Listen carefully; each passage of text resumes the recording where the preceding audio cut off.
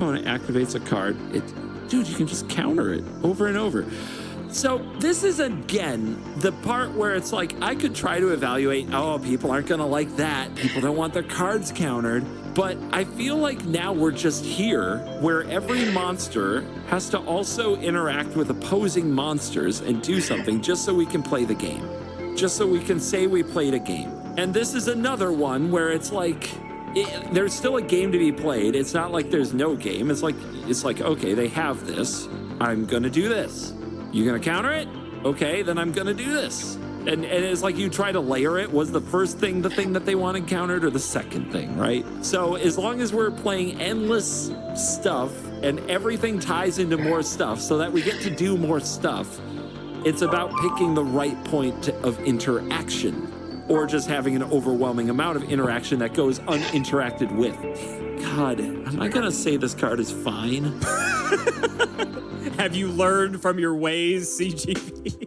I think with this one, I could see, based on other things I've seen, that this may not need to be banned. I can see, looking at this card, that if the play pattern were, let's call it restrictive, if people did not enjoy the play pattern and it were a problem in the meta, that restricting it would solve a lot of that issue. However, given some of the things I've seen, it's really tempting to say this is fine. I'm going to read it one more time and look for like something I missed. When your opponent activates a card effect, okay, opponent has to activate it. That includes the effect of special summons a monster. You can negate the activation. If you do, you destroy the thing, and then you also have to give up a Tearlament's card in your hand or face-up field. And you can only do that once each turn. And if this dies, you just get it back because that's fine.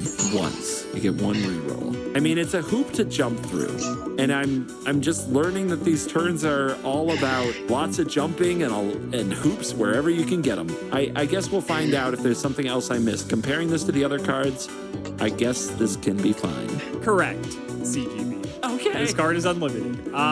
This is, again, is similar to Kaleido Heart, where people would typically only play one of it anyway. You would play it, and honestly, one was enough because it's kind of really all you needed. You didn't need multiple copies of it. And you can recycle it, so it's not like you were always without it anyway. But yeah, just keeps coming back. Yep, one is fine. My God. Fine. My God. Let's keep going. I can't believe this. We're nearing the end. Okay. Let's keep going. Okay. I haven't even seen the good part, huh? Oh, look at this. Look at this. Oh my God. Are those abs on abs? Like, what is going on here? Oh yeah, true anime flavor. Abs on abs. Tearlament Scream. There's a spell. Continuous spell card. Yes. Yes? Yep. Okay. If a monster is normal or special summoned and you control a Tearlament's monster, free, or visas, not relevant, you can send the top 3 cards of your deck to the graveyard. Wait a minute. If a monster is normal or special summoned, but not fusion summoned? A fusion summon is considered a special summon. Ah, okay, of course. Special summoning, not special. Noted. If a monster is normal or special fusion whatever summoned, and you control a Tearlament's monster, you can send the top 3 cards of your deck to the graveyard. Also, for the rest of this turn, all monsters your opponent controls lose 500 attack. If this card is sent to the graveyard by card effect, you can add a Tearlament's trap from your deck to your hand. You can only use each effect once per turn.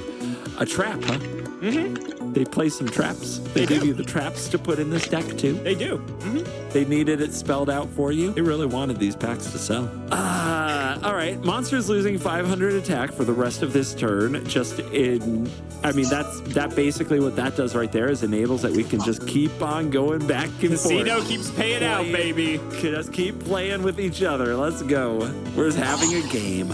All right. You can send the top 3 cards from deck to graveyard. Seems good. So you just put this down. Okay, it says you can only use each effect of this once per turn. So you can only get 1 mil per turn? Correct. But you can also get that on your opponent's turn. Yep. All you got to do is have a Tearlament's monster and normal or special something anything. You don't have to. It says if a monster is normal or special something. That counts your opponent. Doesn't it? Mm-hmm. Okay. And a bunch of those things trigger when they go to the graveyard. So it can set off your special summoning thing when your opponent just tries to do something. you could probably mill most of your deck. But then, wait a minute. When you set off the thing, they shuffle back in. Interesting. So you don't run out of deck. So on your turn or theirs, if you have this card, you can just go infinite. Well, it activates once a turn, but man, you can pop off.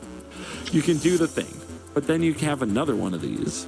Okay, but it's a hard once a turn. It is Doesn't hard matter if you once, have another correct. one. Yes. So the part I'm also missing is the trap. I will show you that next. You know what? I'll show you now. How about that? We'll help you evaluate here. We'll help you. Okay. We'll give you the full scope. We'll give you the full scope. Okay, let's just do it. Why not? He's feeling charitable. He knows how freaking destroyed I am right now. Yep. Oh, it's only going to get worse. Tearlament Sulik. Soliak. Yeah. I mean, that is a really funny art. That is an art of all the arts.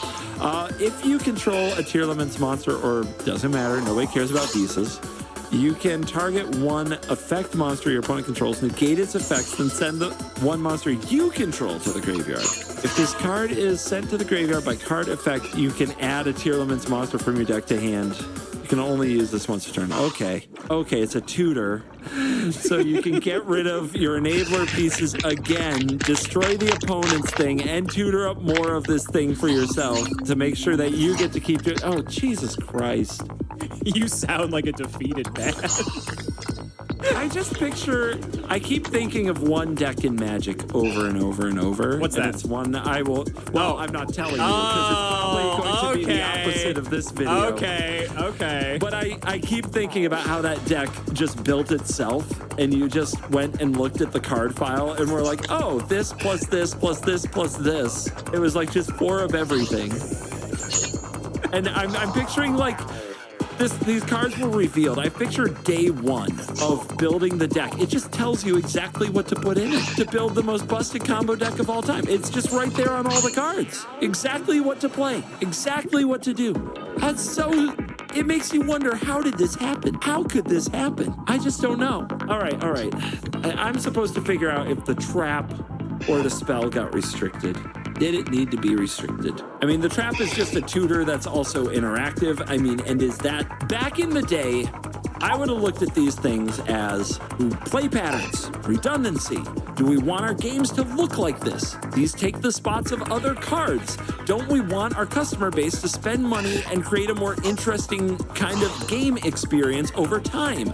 Do we want these cards to take up so much space in our deck for the entirety of the time that they are legal? And I would try to evaluate things from that perspective. In this world, I don't know if it matters. I get the impression that they built this deck, unless they are high as hell, and when they need money again, they're just not going to make cards that go in it ever again. They built a self-contained thing. They sold it like a total package. They tried to nerf it down to a level where it can play and other decks aren't completely helpless, and now they're just not going to print any Tearlaments cards for it ever again until they need money. Yep, that sounds about right. In that case, how does that factor into this card and the restrictions we've already seen? I feel like the milling and the redundancy created by hitting those cards is just exemplified and just gets worse with this. I think it does basically add to that casino element. So I do feel like the Scream might get restricted. The Trap, that's the interactive piece. And even though it has a tutor attached to it, the Trap might not get restricted. Okay, final answers? I'm going to say... And I'll be stupid. At this point, I think I figured out where the deck is going, and however they decided to deal with it, they did what they did. The game, I feel like I understand the deck, and I feel like the answers was just like a choose your own adventure. Connect the dots however you want. They should probably just rewrite the whole ban and restricted archetype and see if something different works, and just change everything restricted or banned about the deck and just see what happens to it. That's what they should do. Just shuffle the deck, flip over 4 unique cards, restrict those, flip over 2 unique cards, ban those, and see what happens, and just do that every year so that people who want this kind of whatever you want to call it, Yu-Gi-Oh! Can keep doing it. Just keep the casino running. But yeah, we'll go with that. I'm going to say the Trap didn't get restricted and the Scream did. You are almost correct. Both of these are perfectly legal at 3. I really think it's the hard once per turns on these that are really just like the biggest limiting factor here. And they're fine. I mean, you never really want to see like multiple copies of any of these cards. You kind of always just want to see one Scream, and after that, you never want to see another one because multiples doesn't really do anything for you. Soliak kind of is similar, where it's like you want to mill Scream to search Soliak, and then when you have the one Soliak, you're kind of like good. You're like, okay, I have my interactive piece in addition to my field spell that's going to pop something and my Kaleido Heart that can shuffle something back. So you kind of have like, you only want one of these. They're not really, aside from, they enable other combo pieces, but by themselves, they don't do anything. So you kind of just want like your minimum amount of copies possible. So both of these are fine. They were typically, Soliak was played at like 1 to 2. Scream was typically played in 3 because you wanted to see it, but after you saw the first one, you didn't want to see more copies of it. But yeah, these cards are some of the more lesser, they're still very powerful, but in terms of banned or restricted, they are the lesser powerful ones. We're in the home stretch, CGB. The final wave of support. The final wave of support for Yu-Gi-Oh's strongest deck of all time. Final wave, but not the final card. So this is like the tutorables. These are the big bads they go and get. Kelvek, the Ancient Vanguard, level 4, Earth, 1500, 1800, Fairy. If a card is sent from the hand or deck to your opponent's graveyard, except during the damage step, you can target one special summon monster your opponent controls, special summon this card from your hand, then return that monster to the hand. If this card is sent from the hand or deck to the graveyard, you can activate this effect. Each player sends the top 5 cards of their deck to the graveyard, or their entire deck if less than 5. Then, if Exchange of the Spirit is in your graveyard, you can set one trap from your graveyard. For the purposes of this, you can ignore that last one. And you can only use this once per turn. I don't know. This is so much things. If a card is sent from hand or deck to your opponent's graveyard, if a card, is sent from their hand or deck to their graveyard, I mean, that's free. That's so free. Oh my god. You can target one special summon monster your opponent controls and special summon this. Okay. You choose a monster they control. This enters. Return that monster. That goes back to their hand. If this card is sent from the hand or deck, this is a new ability. New ability. If this card is sent from the hand or deck to the graveyard, you discard it, you search it, or put it in the graveyard, you mill it. Goes to the graveyard that way. You can activate this effect. Each player mills 5, and then, if this is in your graveyard, you set the trap. But you don't worry about the trap. You can ignore that part. Yeah, just each player mills 5. So just stop there. All it is like you can fetch this. If this gets discarded or fetched from your deck, each player mills 5. But only once a turn. It's interaction. Returning the monster to the hand, is kind of a tempo thing, but if they play it again, if they assemble the materials again or are able to do it again, they're just cooking again, right? If they can. For context, if a monster is special summoned from the extra deck, so a fusion monster, for instance, that would go back to the extra deck. Okay, so it wouldn't go to the hand. Right. Mechanically, that's just how it functions, yeah. That's how it, okay. So yeah, I guess it forces another fusion summoning. So basically, it is very free, it sounds like. It's free and it's like a bounce. It's a setback. And then they have to try to go again. It's interaction. I'm not sure about, the milling thing is gas, but it's gas for both. That's interesting. It seems like that could bite you. All the parts of this could bite you.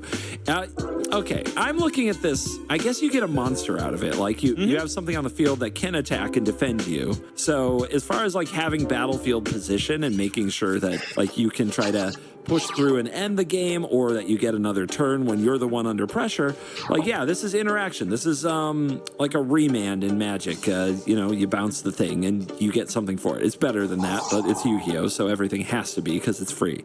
I was expecting something a lot more like, hey, I win the game now, and this is another one of those things that is, we get to play the game now. We keep playing the game. We keep doing the dance. And then we both have 3 of these in our deck, so the dance just keeps going. We both just keep spinning the wheels. We get set back and we go again, and we get set back and we go again. The only a card like this has been banned. in Magic, divide by 0. It was just 3 mana, put the thing back in the hand and get a value piece for it. And that was too good for standard, but that was not, it wasn't a low powered standard, but it was in the history of standard, it was like slightly high power, which in the history of Magic, like vintage eternal format, like Yu-Gi-Oh, is not even close, not even in the ballpark. And people thought it was a controversial ban then. They didn't think it was that good. I think this is just part of playing the game. I don't know. Maybe this is my control mage stepping in, but this just makes us play the game more. This just makes you work for it. If the play pattern was too toxic and obnoxious and they restricted this, then I am just like, I am so like, oh my God, come on, you guys. Look at all the things you're promoting, and a few hoops to jump through are going to ruin you. There might be some other interaction with this I'm missing, but this seems fine. Like, I'm going to say this is fine. What about if I show you this card? Oh, God. And this is your last one. Agido? Agido, the Ancient Sentinel. Okay, level 4. I love how they're just level 4s. It's great. 1500, 1300, and if a card is sent from the hand or deck to your opponent's graveyard, except during damage, you can special summon this. Again, free. And you can special summon 1 level 4 Earth Fairy monster from your graveyard, except, so you just do that 3 more times. Okay. If this card is sent from your hand or deck to the graveyard, you can activate this effect. Each player sends the top 5. Okay, a lot of similar text here. So the graveyard never stops getting juiced, and you just always have these 2 cards.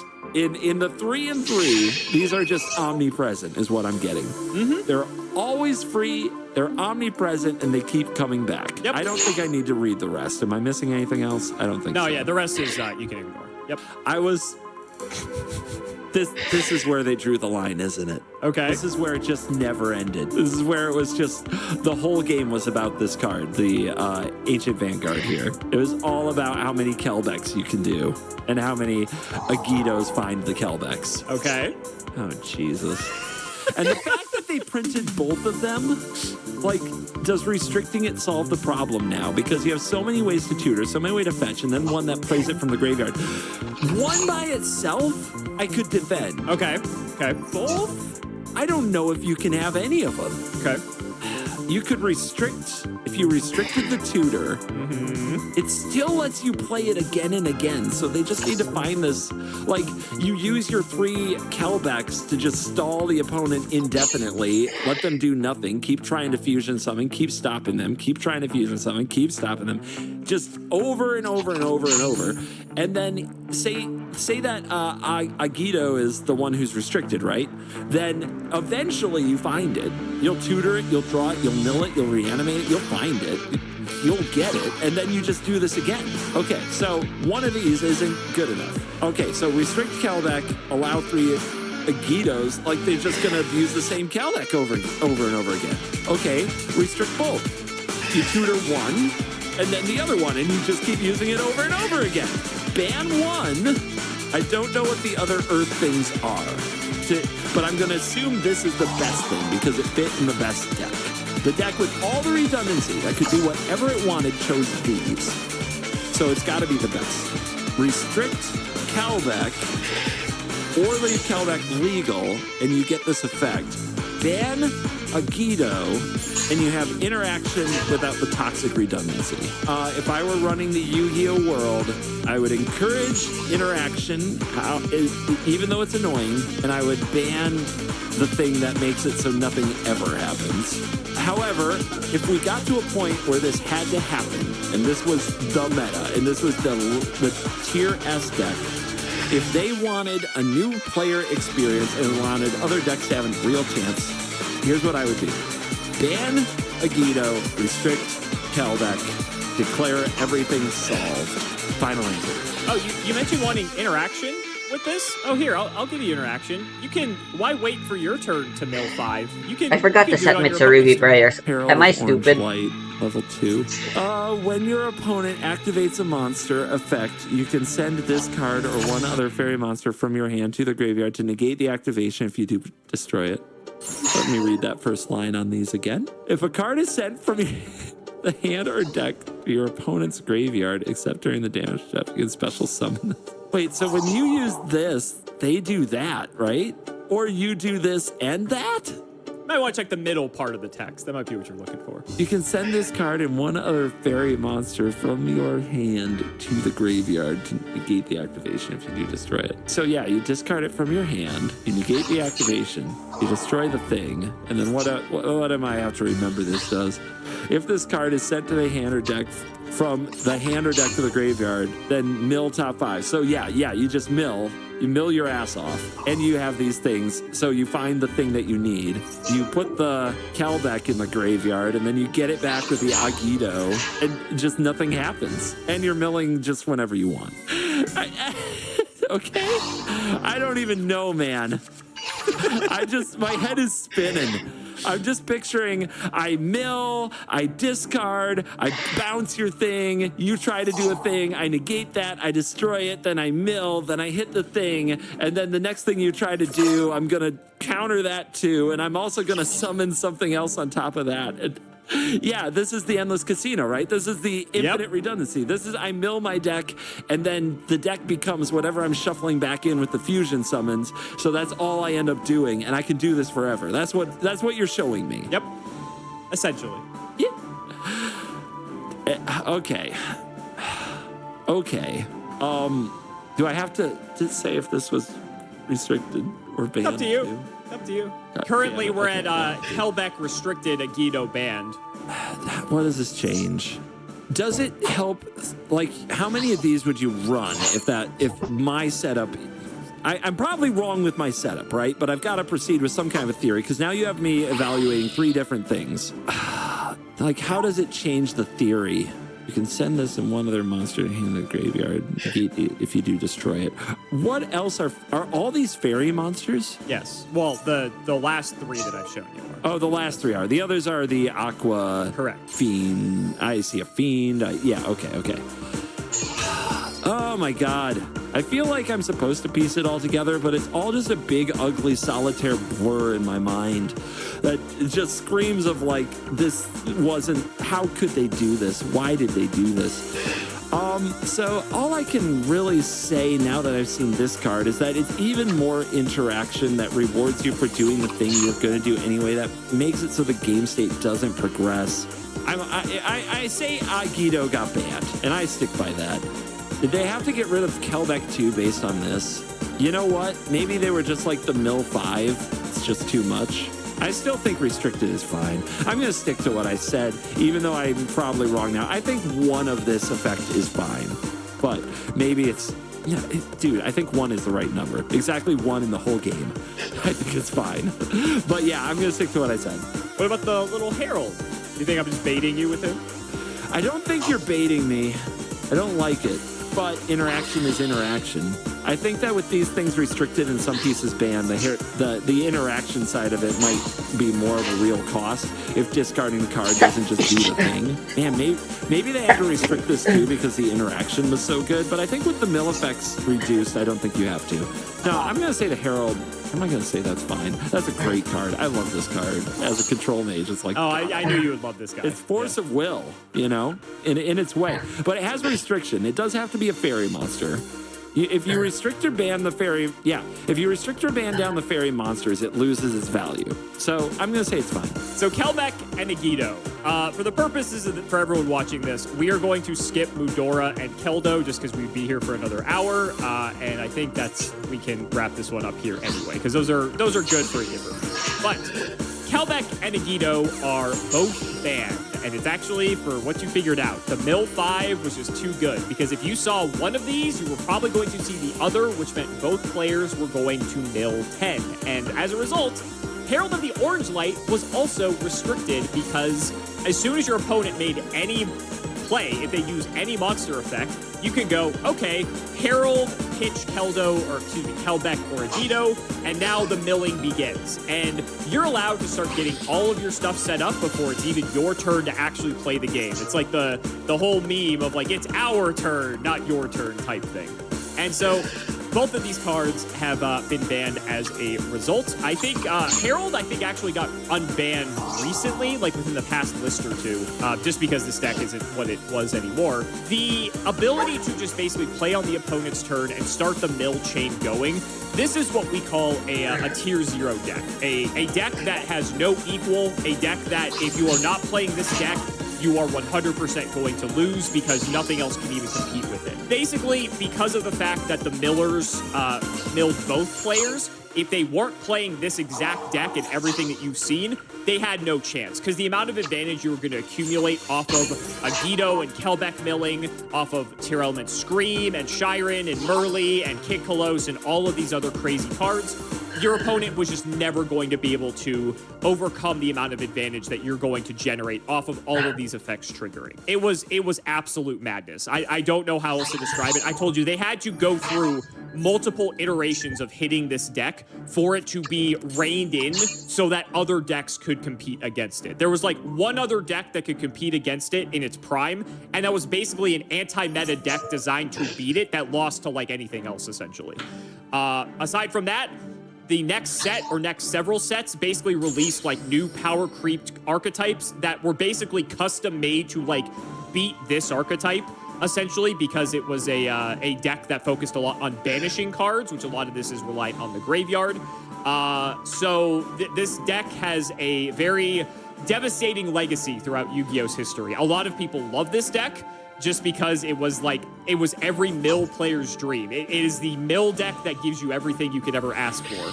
And it's a very divisive deck though as well, because it's one of those formats where if you're not playing this, you're just gonna lose. And it was a time to be playing Yu-Gi-Oh, that's for sure. The dredge of its time in Magic terms. Well, I can see why you guys might have created a throwback format and why it's gaining popularity. Yep, that I will say that definitely that format gained a lot of popularity during this time. That is 100% true. People were very disenchanted with playing modern Yu-Gi-Oh, especially when they kept hitting it and it was just it didn't stop. People, even to this day, people will try to make this deck work just because people love playing it, which is hilarious. But content. So what do you think? What do you think about Yu-Gi-Oh 2, my friend? Your pain tolerances are impressive, but I have seen the dark souls that inhabit this world, and it scares me.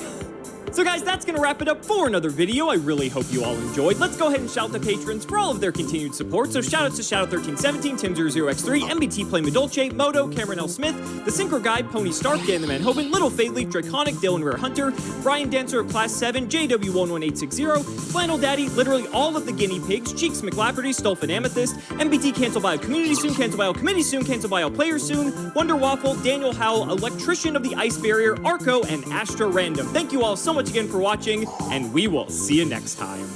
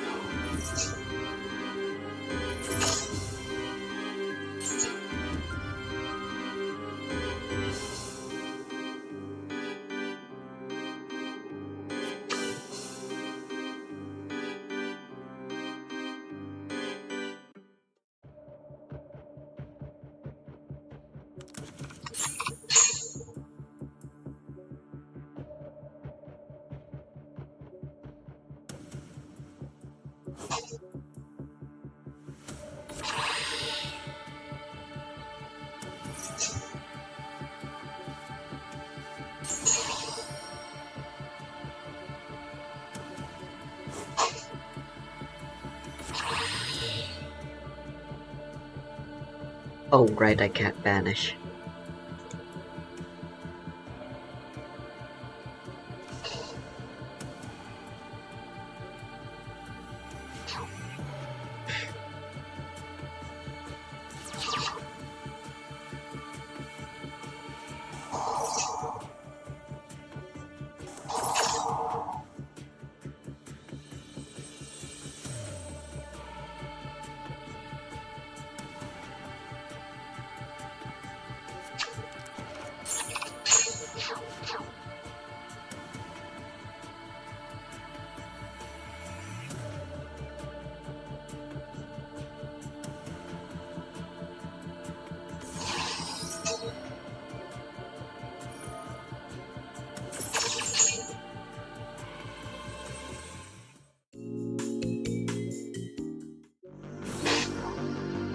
Talk about swingy.